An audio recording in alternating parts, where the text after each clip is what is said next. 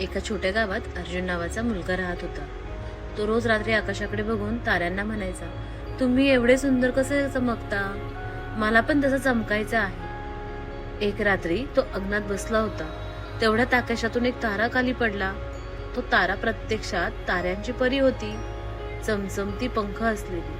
ती हसून म्हणाली, अर्जुन, तुझं मन खूप स्वच्छ आहे म्हणून मी आले. तुला एक जादू देऊ का? अर्जुन म्हणाला, पण मला उडायचं नाही, मला इतरांना मदत करायला आवडते. परीने त्याला एक जादुई दिवा दिला आणि म्हणाली, हा दीप जेव्हा तू कोणाची मदत करशील ना, तेव्हा आणखी तेजाने प्रकाशेल. अर्जुन रोज कोणाला ना कोणाला मदत करायला लागला.